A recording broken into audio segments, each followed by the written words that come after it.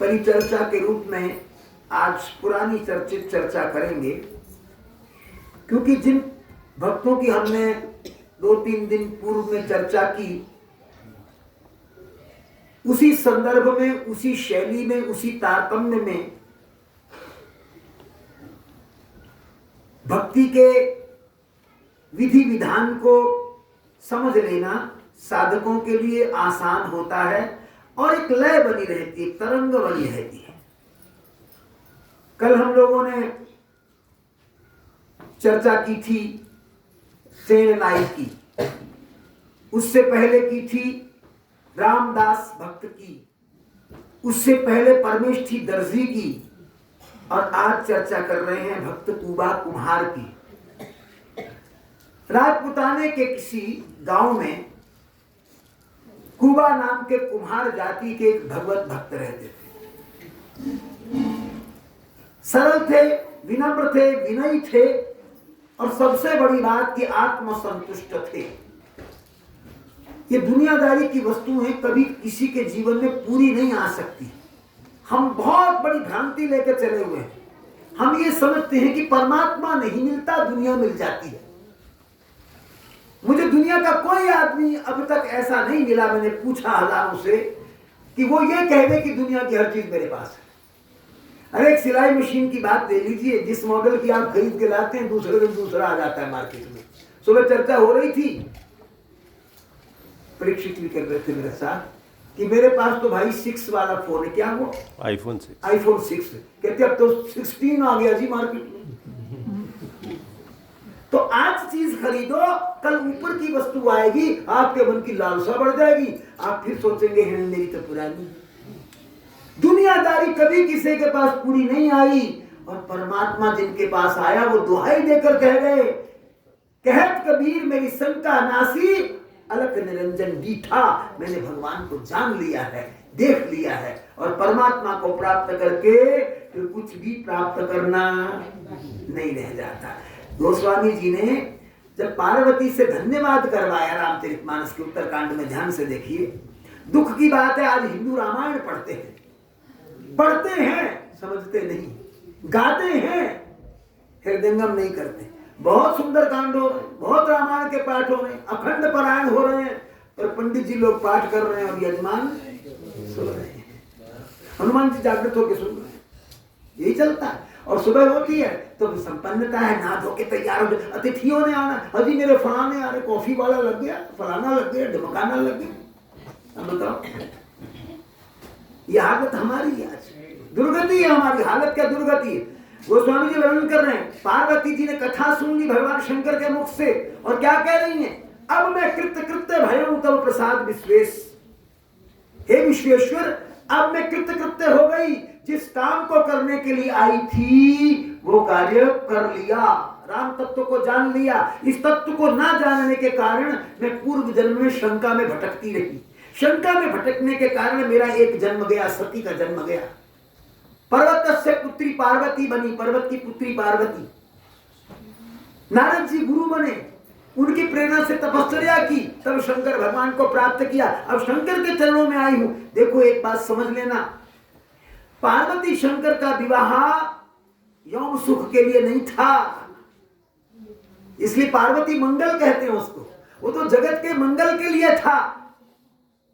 जिस समय पति को प्रसन्न देखा, उसी समय पार्वती ने मौका संभाल के पूछो रघुपति कथा प्रसंगा, सकल लोग जग पावनी गंगा। सारे जगत को पवित्र करने वाली आज मैं राम कथा सुनना चाहती हूं। और फिर यह भी कहा था कि प्रभु, शास्त्रों में राम कहने के रूप वर्णित किया है। एक दशरथ के पुत्र राम, एक राम वो है जिनका आप श्रवण करते हैं, काकभूषुंडी जी मन में बसाते हैं, वो भी राम है। मुझे समझ में नहीं आ रहा, इतने राम हैं, वस्तुतः राम कौन सा है इनमें? पार्वती को सब पता था, वो तो सती है, भवानी है, जगत की आत्मा है, वो तो प्रकृति है, साक्षात भगवती है। पर सकल लोग जग पावनी गंगा, ये गंगा बहाने के लिए उन्होंने प्रश्न किया। तो देखो प्रश्न का उत्तर मिलने पर आभार क्या हुआ? अब मैं कृत्य हूं, जो करने आई थी वो कर लिया, जो जानने आई थी वो जान लिया, जो पाने आई थी वो पा लिया। ये तीनों एक दूसरे के पर्याय हैं। ऐसी वस्तु को पा लेना फिर कुछ पाना शेष न रहे, ऐसी वस्तु को जान लेना कुछ जानना शेष न रहे, ऐसा काम कर लेना जिसके बाद कुछ करना शेष न रहे। बस इसी के लिए तो हम सत्संग में आते हैं। तो कुबा कुम्हार दुनियादारी की ओर से संतुष्ट थे, कुछ नहीं चाहिए उन्हें। महीने के 30 बर्तन अपनी पत्नी के साथ मिलकर बना लिया करते थे। पत्नी का नाम था पुरी या पूरी, हमारे यहाँ पूरो नाम होता था ना, पूरो पुराने जमाने में। बस ऐसा ही कुछ समझिए, राजस्थान में भी पंजाब जैसे नाम होते हैं, पूरो या पूरी। दोनों मिलकर के 30 बर्तन बनाते और एक दिन का एक समझ के, एक दिन में 5 बिक जाए, 4 दिन ना बिके तो कोई बात नहीं, परेशानी नहीं, बस भोजन भर के लिए आ जाए, कुछ पैसे बचें तो संतों की सेवा करें, दीन दुखी की सेवा करें, भागवतों की सेवा करें, ऐसा चलता था। कुबा कुमार थे बड़े दयालु, हृदय बड़ा विशाल था। रामचरितमानस में गोस्वामी जी ने कहा, सो धन धन्य प्रथम गति जाकी, वही धन धन्य है जो परमात्मा के चरणों में अर्पित कर दिया जाए, या यूं कहिए परमात्मा की प्राप्ति के अर्थ में लग जाए। दूसरी गति क्या होती थी? भोगों की पूर्ति हो जाए। यदि यह भी गति पूरी ना हो तो फिर क्या होता? चोर ले जाते हैं या बीमारियों में लग जाता है। और तीनों में से जो कंजूसी करता है ना, फिर उसका तो क्या होता है कि संतान ऐसी बुरी निकलती है कि सब आंखों के देखते देखते चौपट कर देती है। तो कुबा बहुत संतुष्ट थे, कुछ संचय नहीं करते थे, और कोई भक्त आता उन्हीं के घर में आता। ऐसे तो गांव में साहूकार थे, बड़े बड़े सेठ थे, पर वो अपने घर में किसी को ना रखते, सेवा में अपनी दिलचस्पी नहीं लेते। एक बार 200 संतों की मंडली आ गई गांव में कीर्तन करती हुई, मस्करे भी होते हैं। उन्होंने कहा, अरे भाई वहीं जाओ, वो कुबा है तुम्हारा एक, वहीं जाओ। कुबा के घर में मंडली गीत गाती, भगवान का कीर्तन करती चली गई। कुबा ने सत्कार किया, सबको बिठाया, जलपान कराया। अब मंडली को देख करके लगा कि मंडली तो यही विश्राम करेगी।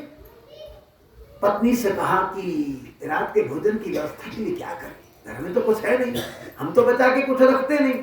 पत्नी ने कहा, कोई बात नहीं, महाजन की दुकान पर जाइए, उसका वचन मान लेना, जो कहेगा सो स्वीकार कर लेंगे, बस आज का दिन निकलना चाहिए, संतों की सेवा से वंचित न रह जाएं। क्या उदारता है।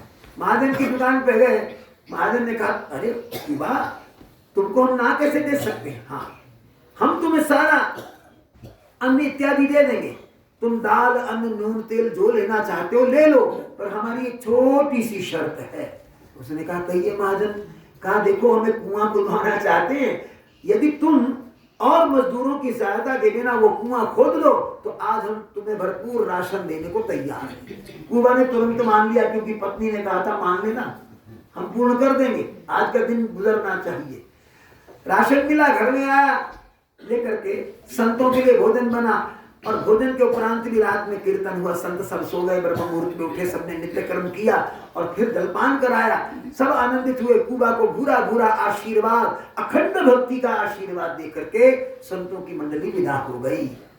अब संतों को विदा करने के बाद बर्तन भांडे समेटे, और समेटने के बाद पूरी और कुबा दोनों चले गए महाजन की दुकान पर कि आपने कहा था कुआं खुदवाना है, आपने हमारा काम कर दिया, अब हम आपका काम करने को तत्पर हैं। साहूकार खुश हुआ, उसने जगह बता दी कि यहाँ कुआं खोदना है। अब देखो, कुबा कुम्हार और उसकी पत्नी दोनों खोदने को लग गए। कुबा ने कस्सी पकड़ी और जो कढ़ाई होती है वो पूरो ने पकड़ी। कस्सी से खुदाई होने लगी, पूरो मिट्टी उठा करके पटकने चली जाती। अब खुदाई धीरे धीरे गहरी हो गई, गहरी होते होते नीचे गई तो पहले पत्थर निकले, फिर रेत का ढर्रा निकला।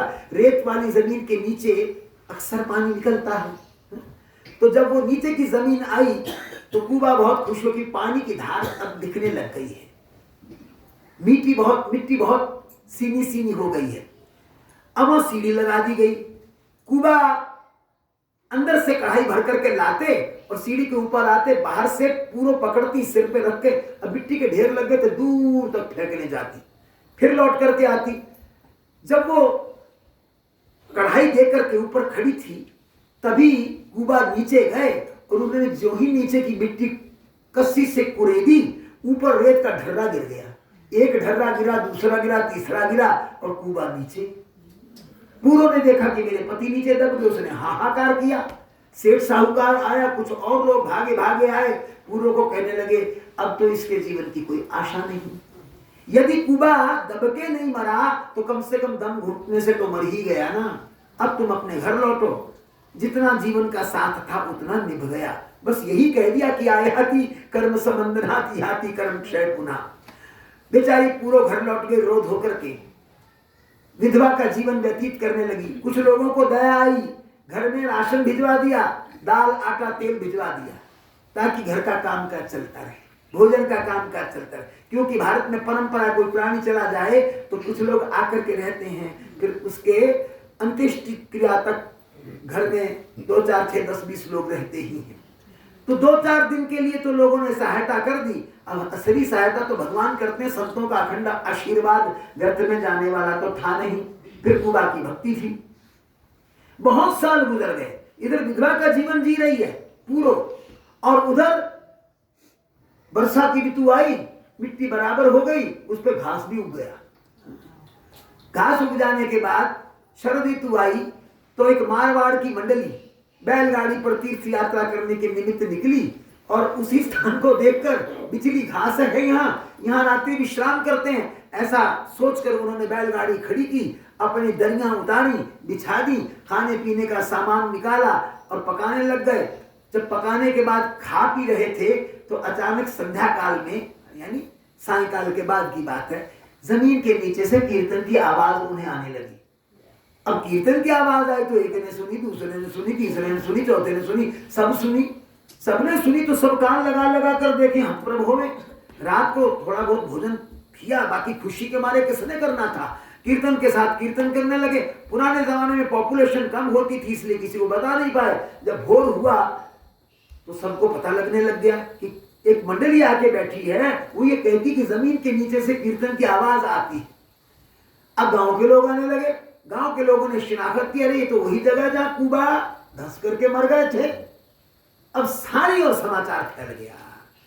पंक्तिबद्ध होकर के लोग आने लगे, कान लगावे, कीर्तन की आवाज आ गई। जमीन के अंदर से कीर्तन की आवाज आ गई।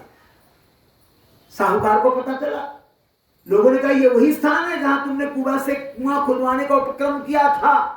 कि अब क्या होना चाहिए? बोले जमीन खोदनी चाहिए। देखो कुआं खोदने कोई नहीं आया, लेकिन कुबा का कीर्तन सुनने के बाद लोगों को उन्मेष आया। भगवान नाम की महिमा ऐसी है। उन्मेष आया और सारे अपनी अपनी कस्सियां लेकर के आ गए, कढ़ाइयां लेकर के आ गए, वहां खोदने लग गए। खोदते खोदते खोदते नीचे पहुंचे। जब नीचे पहुंचे रेत आई, आवाज तेज होने लग गई, स्पष्ट सुनने को मिलने लग गया। उसके बाद क्या हुआ? आखिरी सतह को खोदा तो यकायक एक बड़ा सुंदर दृश्य, एक बहुत सुंदर चौकी पर भगवान श्रीमन नारायण बैठे, शंख चक्र गदा पद्म युक्त नारायण बैठे, और सामने कुबा करताल बजाता हुआ नाच नाच कर कीर्तन कर रहा है। ये दृश्य गांव के लोगों ने देखा, धन्य धन्य हो गए। कई तो फूट फूट करके रोने लगे। साहूकार लज्जित भी है, आनंदित भी है। बात फैल गई, भीड़ इकट्ठी हो गई। उस क्षेत्र के राजा को पता चला। वो राजा दर्शन करने के लिए आया। उसने कहा ये तो बहुत विचित्र बात है, मेरे राज्य में ये सुंदर घटना, चमत्कार वाली घटना घटित हो रही है, मैं धन्य हो गया। अब कुबा को निकालने का उपक्रम किया गया। जब कुबा को निकालने लगे तो भगवान की झांकी अदृश्य हो गई, लोप हो गई, और कुबा को सबने बड़े सत्कार के साथ निकाला। पुष्पों की वृष्टि हुई, फूल मालाएं पहनाई गई, कुबा को निकाल करके लाए। उधर से पूरो को बताने चले गए। लोग दौड़ करके गए, देखो तुम्हारा कुबा जीवित है। पूरो ने विश्वास न किया, बल्कि अपने पति को याद करके रोने लगी। बड़े आदर के साथ लोग उसको लेकर के आए, और जब पत्नी ने अपने पति को सजीव रूप में सामने देखा तो सचमुच उसको आत्मा के जो आनंद की अनुभूति हुई, उसकी व्याख्या नहीं हो सकती। लोगों ने पूरो और कुबा का सत्कार किया, उनके पीछे झांझ मृदंग आदि बजा करके भगवान का कीर्तन किया, उन्हें अपने घर में पहुंचाया। फिर तो क्या था, बड़े बड़े सेठ साहूकार, राजा रजवाड़े और नवाब उनके पास आने लगे उनका दर्शन करने के लिए। भगवान के लिए जो निष्प्रियता का मार्ग चुनते हैं, संतुष्टि का मार्ग चुनते हैं, और ये मान लेते हैं कि भगवान की भक्ति से बड़ा कोई नहीं है, उनका केवल भगवान होता है। अब कुबा के उन गांव वाले जितने भी सेठ साहूकार थे और मस्कारे थे, उनको पता चल गया कि हम हार गए और कुबा जीत गया। लोगों ने तो कुबा को ठगने की कोशिश की थी, लेकिन वास्तव में वो सब ठगे गए जो ठगना चाहते थे, और कुबा भगवान को पा करके आनंदमय जीवन जीता था। अब कुबा को कुछ करना नहीं पड़ता था, कुबा के लिए लोग तैयार रहते थे। लोगों के मन में भावना ऐसी सुंदर होती थी, घर में कुछ भी बनावे पहले कुबा को देकर के आवे, कुबा की पत्नी को देकर लोग उन्हें पूजने लगे, उन्हें अपने गांव का अधिपति स्वीकार करने लगे। तो इस प्रकार भगवत भक्त बनकर के कुबा ने फिर अपने शेष जीवन को भगवान के लिए समर्पित कर डाला, उसी गांव में रह करके, और सारे गांव को भगवान का भक्त बना डाला। आइए एक भजन और कहते हैं, ताकि हम लोग भी भगवान का नाम लेने में कहीं ढील ना करें।